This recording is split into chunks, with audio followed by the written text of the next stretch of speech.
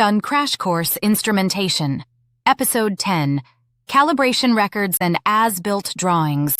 Welcome back to Crash Course Instrumentation. In Episode 10, we're wrapping up our instrument documentation series with two final but critical pieces of the puzzle: calibration records and as-built drawings. What are calibration records? Calibration records document when, how, and by whom an instrument was last calibrated. These are essential for quality control, compliance with industry standards like ISO, FDA, or API. Legal traceability. A typical calibration record includes device tag and description, date and time of calibration, technician name or ID, calibration method used, 5-point, span only, etc. As found versus as left readings, environmental conditions, tolerance and pass-fail result.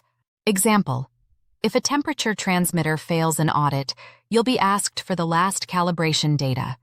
Without it, the process validity, and potentially millions in product, can be at risk. Good calibration programs also use stickers or QR codes on the device with due dates and record numbers for cross-checking. Historical disaster: BP Texas City Refinery, 2005. One of the most tragic examples of documentation failure, including calibration record issues, was the 2005 BP Texas City Refinery explosion. 15 people were killed and more than 170 were injured. The investigation revealed a faulty level transmitter in the raffinate splitter tower, a key component in the startup sequence. Operators relied on faulty readings during startup, unaware that the tower was already overfilled with hydrocarbons. Calibration records were missing or outdated, and training manuals didn't reflect actual equipment behavior.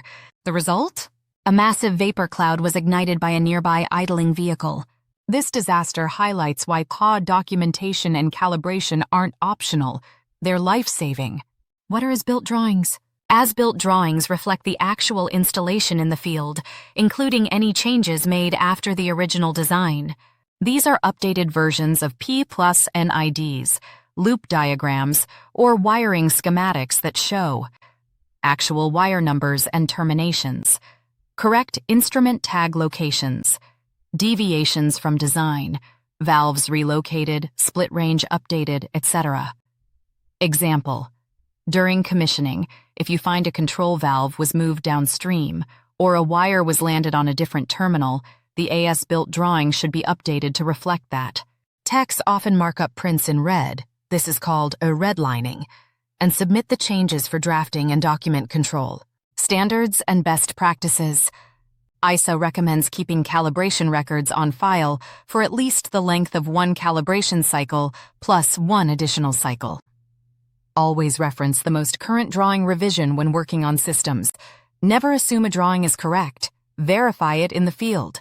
Today, many plants use CMMS, computerized maintenance management systems, or cloud-based documentation systems to manage calibration records and drawing revisions. Why it matters. Calibration ensures instruments work as expected, improving safety and accuracy.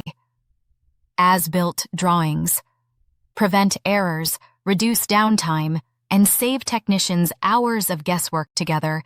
They form the backbone of any smart maintenance and documentation program. This episode is based on Lessons in Industrial Instrumentation by Tony R. Kupalt. You can explore the full open-source text at the link below. Like, subscribe, and stay tuned. New models and series coming up next.